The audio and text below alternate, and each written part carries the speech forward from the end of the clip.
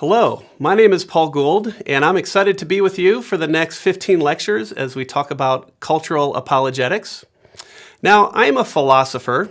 I teach philosophy at a seminary. I write about philosophical topics in journals and in books, and I do my best to convince others that philosophy is important. But I struggle. Philosophy suffers from an image problem. There are some in our culture that think that philosophy in general and philosophers in particular provide no this worldly goods.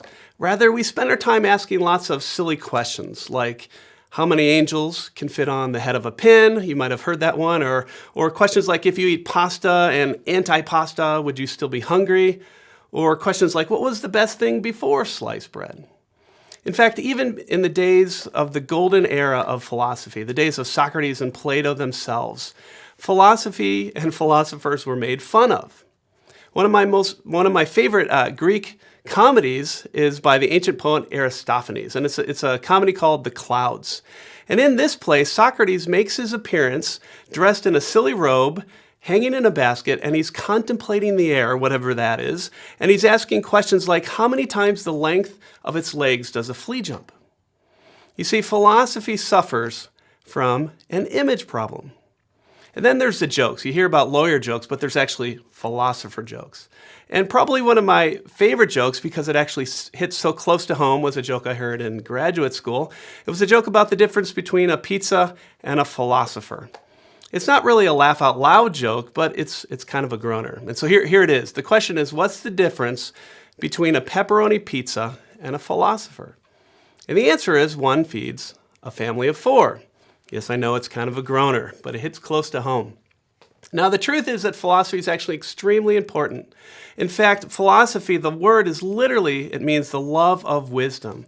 Or as Plato puts it in the Republic, more scandalously, philosophers are wisdom's lovers. And it's true, as Colossians 2:3 says, that in Christ are hidden all treasures of wisdom and knowledge. And so if that's the case, there's actually a really close connection between being a Christian and being a philosopher.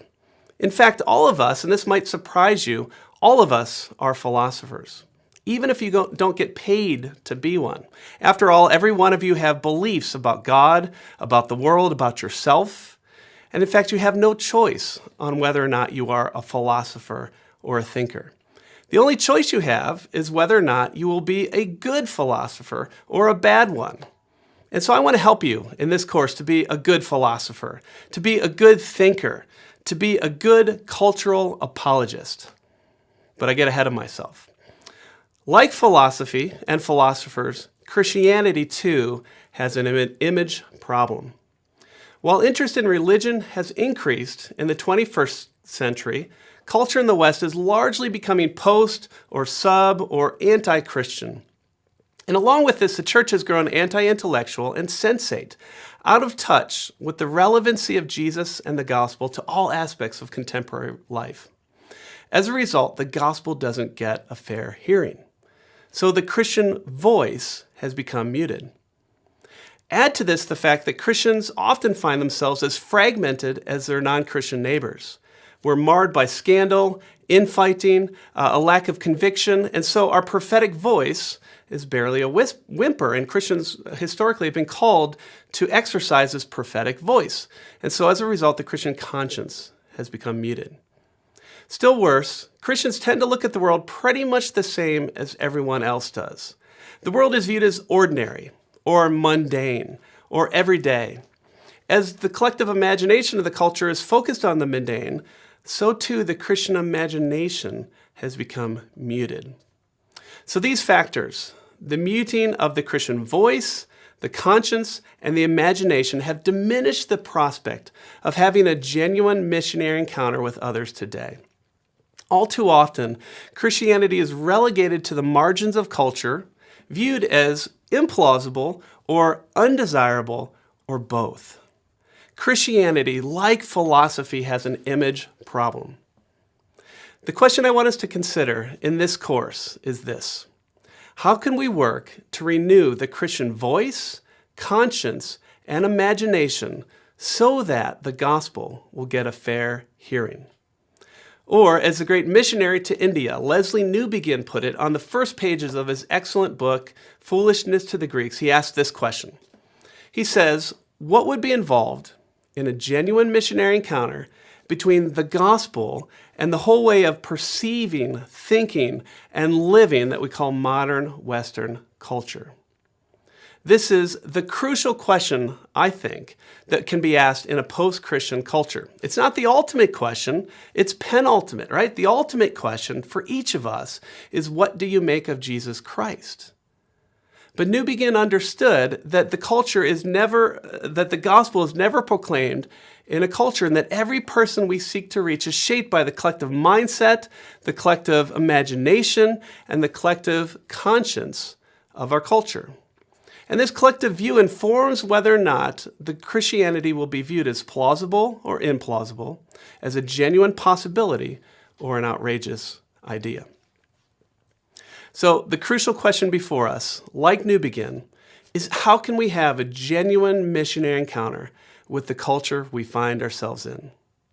Now, we can do no better than to follow the lead of the Apostle Paul as he engages the Greeks in Athens. So for the rest of this session, we're going to look at the Apostle Paul as he arrives in Athens, and then we're going to consider our crucial question within his own context.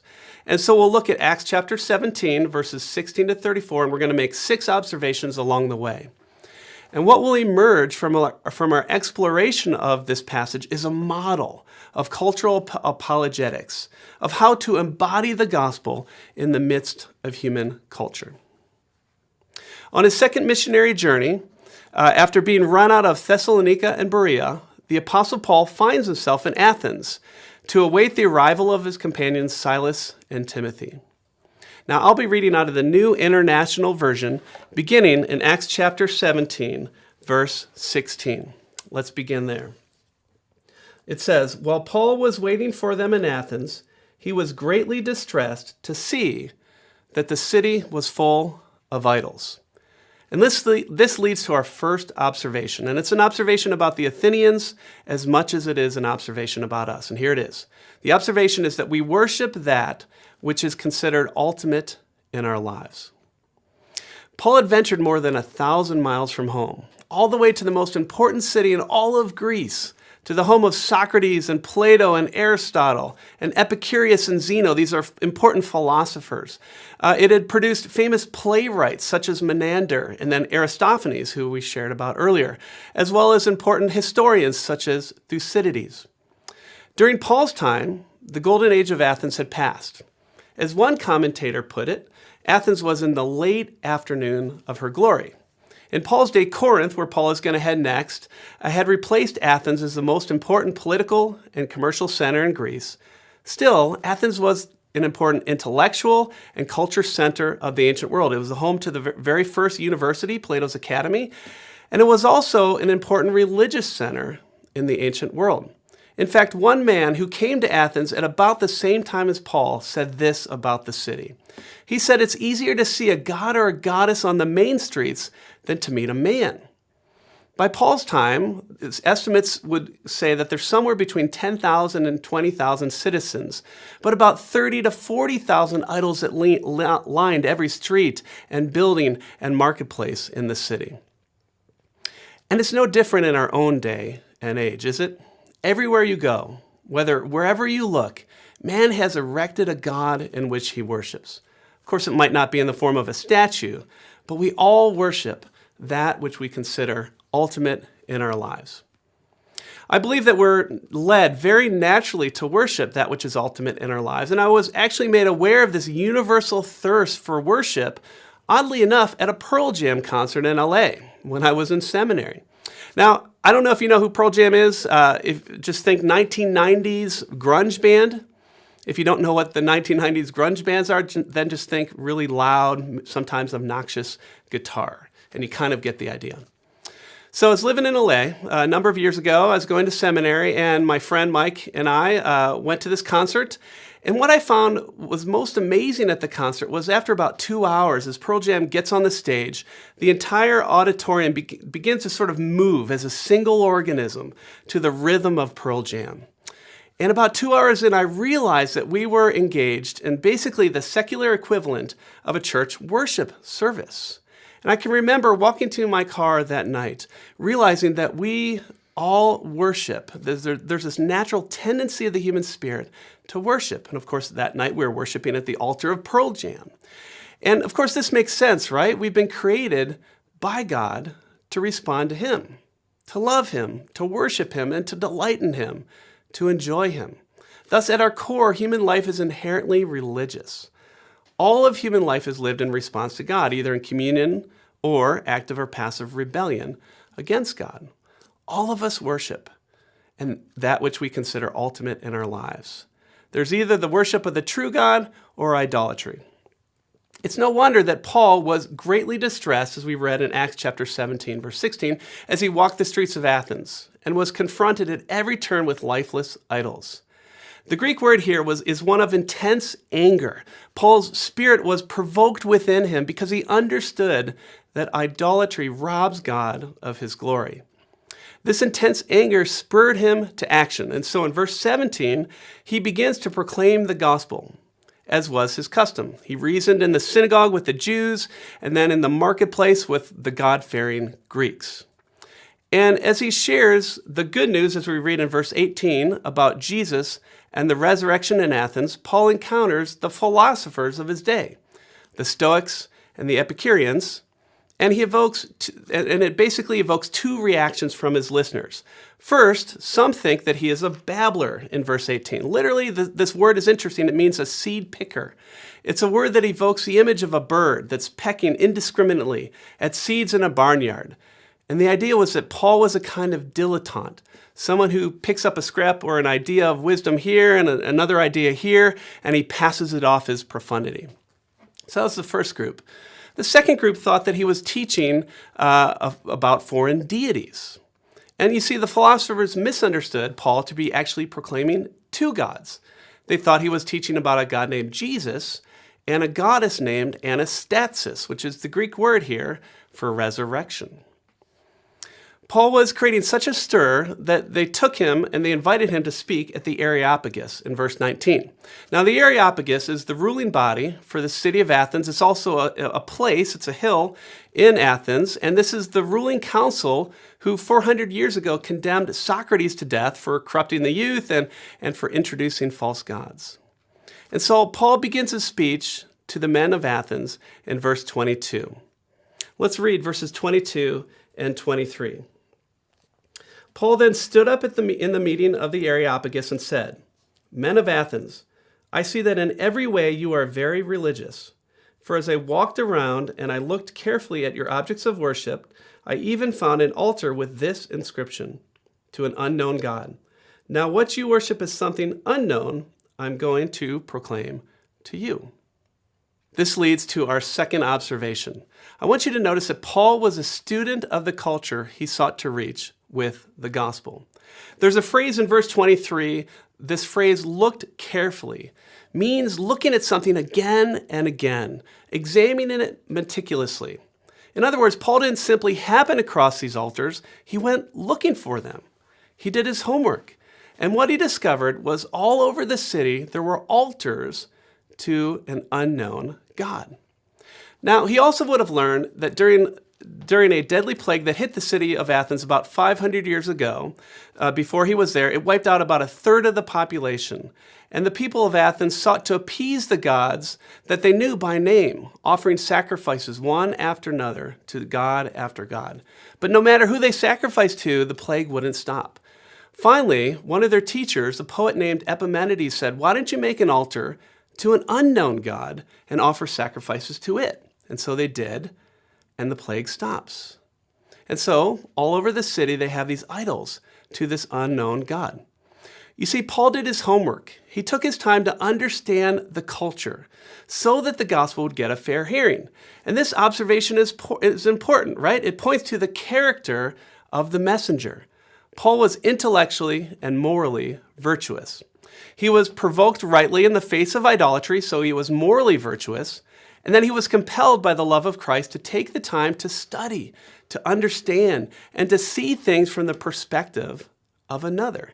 So he was intellectually virtuous as well. Now, this leads to some uncomfortable questions, I think, for us. Could it be that part of the reason why Christianity is so maligned and misunderstood in our culture is that we've just not taken the time, paradoxically, to understand those we seek to reach? Or worse, that Christianity is so maligned and misunderstood because we aren't the kinds of people God wants us to be. And a prominent reason for this, and I'm just going to be frank here, is our anti-intellectualism and laziness. All too often, as Christians, we become intellectually shallow and theologically illiterate. And so we've lost our voice and we've withdrawn from culture, carving out a space for faith as private or subjective. But this is anti-intellectualism, and it's a scandal. It's a sin. It's actually unbiblical. Paul reasoned with the Jews and the God-fearing Greeks. He looked carefully at the culture he sought to reach, and so must we. All right, let's get back to our text. Our third observation, and actually our first regarding the actual speech that Paul gives, is this. And I'm going to use some language from the New Testament scholar N.T. Wright here that I think helps unpack what Paul's doing in this speech. So the third observation, the first one about the speech is this, that Paul affirms what he can affirm in the Athenian culture. Paul affirms the religious nature of the Athenians. Even in their idolatry, he recognizes their attempt to grope after God. And so he identifies a common ground as a starting point from which to build a bridge to the gospel. And we'll see how he does this in a minute. But he says, in effect, let me tell you the true nature of this God whom you worship and do not know. Let me tell you about this God whom you worship as unknown and who heals the plague. This is the God I'm going to proclaim to you. And so he begins to do that in his speech. And let's move to our next observation. So Paul affirms what he can affirm in the Athenian culture, and so should we as we begin to build bridges from our Athens to the gospel. Our next observation, and then our second from the speech, but our fourth overall, is that Paul outflanks their thinking. Now watch how he does this. He does this in a brilliant way, okay? Watch what he does. He begins now in verse 24. He says, this God whom you worship is unknown, who heals the plague, is the true God. He says, the God who made the world and everything in it is the Lord of heaven and earth and does not live in temples built by hands. So this God whom you worship is unknown, who heals the plague, is your creator. But he's not just your creator. This God is also your sustainer. Look at the next verse, verse 25. And he is not served by human hands, as if he needed anything, because he himself gives all men life and breath and everything else. So this God whom you worship is unknown, who heals the plague, is your creator, and he's your sustainer. But he's also your ordainer. Look at verse 26. From one man he made every nation of men, that they should inhabit the whole earth, and he determined the time set for them and the exact place where they should live. So Paul has this reference here in verse 26, from one man. He's referring to Adam.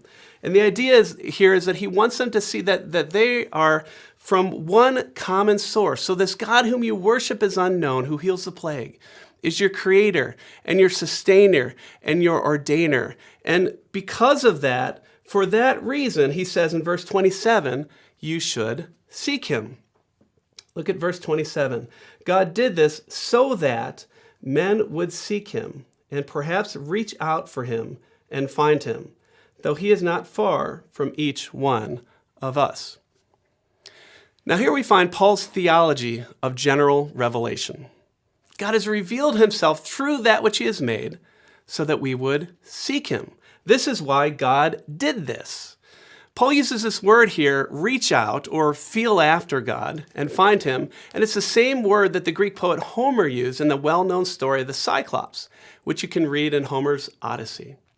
In Homer's tale, we have this giant one-eyed Cyclops, this monster, who's captured Odysseus and his men. And of course, Odysseus and his men want to escape, and so they devise this plan. They get him drunk, and they spear this one-eyed monster, this Cyclops, and blind him. And during that moment, as the Cyclops is blinded, he's groping about in the dark, trying to find Odysseus so that he might kill him. And this is the very same word that Paul uses.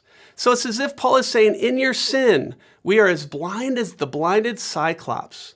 Nevertheless, because creation is still here, we have an obligation to feel after God, to grope after God and to find him, even as we can't see him. And next we arrive in verse 28 to one of my favorite passages, a passage that shows Paul's brilliance. Now, in order to see what Paul is doing here, we need to know just a little philosophy. And I promise I won't do a lot, but we need to do a little here. And so we need to understand that since the beginning of Greek philosophy, there were three central questions that captured the imagination of man. And here was the three questions. The first is this: what is being? In other words, what is the nature of reality? The second question, what is life? Third question, what is motion? Or in other words, how do we account for change? Now, the early philosophers gave differing answers to these three questions. The very first philosopher, a guy named Thales, he said, hey, all is water. So what is being? It's water. And that's actually not a bad first pass if you think about it. You know, he's staring out in the Mediterranean Sea, he's looking at rivers. And so what is being? What is reality? It's water. What is life? Well, things that have water. What is motion? Well, it's water. It's not a bad first pass. But then, as you can imagine, the next philosopher comes around. The next philosopher was a guy named Heraclitus. He says, no, it's not water that is the fundamental nature of being. Heraclitus says that all of reality is changing. Everything is changing, and that's the most fundamental nature of reality. So Heraclitus famously said, you can't step in the same river twice. All is change. And so Heraclitus answered those three questions in light of change. But then the next philosopher comes around, a guy named Parmenides, and he says, no, it's not change that's the most fundamental nature of reality, but it's unchanged. All reality is unchanging and static and eternal. And so Parmenides would answer his three basic questions in light of unchanged. And you can kind of see how this dialectic would continue all the way through Socrates and Plato and Aristotle, all the way down to the time of Paul. And then we read in verse 28, where Paul says this: in him we live and move and have our being. Paul was in effect saying, you know those fundamental questions that you've been asking since the beginning of Greek philosophy? Let me tell you the answer. It's God. It's this God whom I proclaim to you, whom you worship as unknown, who heals the plague, who is your creator and sustainer and ordainer. He's the answer to your questions. It's in him that we find life. It's in him that we find movement. It's in him that we find being. You see, Paul had done his homework, and he had outflanked his opposition. Now, it's important to note that Paul is quoting from the philosophers and the poets of his day. In verse 28, the first quote, in him we live and move and have our being, is likely from a pagan poet, Epimenides, who is speaking of the god Zeus. So Paul cites the poet, and then he reinvests the idea with fresh meaning, arguing that the poets were right to a certain point, looking to their God for life and being and motion, but that they misidentified the true nature of God. The next part of verse 28, where he says, as some of your poets have said, we are his offspring, this is the Stoic philosopher Aratus. So I want you to notice that Paul is effortlessly quoting from the popular artists and poets and novelists of our day. It would be like me quoting from Pearl Jam in order to make a point. That is what Paul is doing as he outflanks his opposition. Okay, our next observation, our fifth observation, our third observation from the speech is this. I want you to notice that Paul confronts the rank idolatry in their midst. Beginning in verse 29 of Acts chapter 17, Paul breaks the conversation out of the orbit of the Greek world that was familiar to his listeners and begins to move the gravity of the discussion to a distinctly biblical worldview and orbit around there. So let's look at verse 29 through 32. Paul says, therefore, since we are God's offspring, we should not think that the divine being is like gold or silver or stone, an image made by man's design and skill. In the past, God overlooked such ignorance, But now he commands all people everywhere to repent. For he has set a day when he will judge the world with justice by the man he has appointed. He has given proof of this to all men by raising him from the dead. Now, having affirmed the spiritual hunger behind the abundance of idols, Paul now teaches that their idols are inconsistent with belief in a personal creator God. He says looking anywhere else short of God to meet your needs is idolatry, and it's an empty pursuit. And so he introduces them to the idea of moral wrongdoing about which their own philosophies are quite fuzzy, and this idea of accountability to a God for their behavior. And he challenges them to repent, to literally change their mind, to abandon one worldview and to embrace another. And then finally, he introduces the one who stands at the center of the Christian faith, Jesus Christ, who rose from the dead, a claim that stands at direct odds with the tradition of the Athenians. Now, here's an interesting historical point. There is a kind of Greek mindset that informed the founding of the Areopagus. And if you read the Greek poet Aeschylus and his Oresteia trilogy, you'll read of the mythic founding of the Areopagus. And in this poem, you read of a speech that was given by the god Apollo, who is basically defending himself in front of a jury. It's a group of these three furies. And during this defense that Apollo is given, he says this. He said, "Once a man is slain, once blood is shed, there is no resurrection." Now, perhaps Paul knew about this Greek tragedy and the mythic founding of the Areopagus that formed the background of the Greek mindset. And then he stands before them and he says, if there was no resurrection, well then tell me, who was that I was talking to on the road to Damascus? You see, Paul had built a bridge to the gospel. He started with the unknown God. He proclaimed the truth of God as he effortlessly quoted from their own pagan poets and philosophers, and he brings them into the orbit of the gospel and Jesus. He had had a successful missionary encounter with the whole way of perceiving and thinking and living that was his Athens. He brought his listeners to the ultimate question: what are you to make of Jesus Christ? This leads to our last observation. Observation number 6. Paul's speech had mixed responses. So let's finish the passage. Let's read verses 32 to 34. Beginning in verse 32. When they heard about the resurrection of the dead, some of them sneered, but others said, "We want to hear you again on this subject." At that, Paul left the council. A few men became followers of Paul and believed. Among them were Dionysius, a member of the Areopagus, also a woman named Damaris, and a number of others. So here we have 3 basic responses to Paul's speech. Some sneered and mocked, some wanted to hear more, and some believed. Now the question that immediately comes to mind is, why did Luke, who wrote the book of Acts, why did he include this mixed response in the text? Does it show that Paul's speech was a failure, as some commentators think? Well, I don't think so. But it does leave us with 2 important points to remember when we share the gospel with others. The first is this. If Paul had mixed responses when he shared the gospel, well, they'll probably be with us as well, right?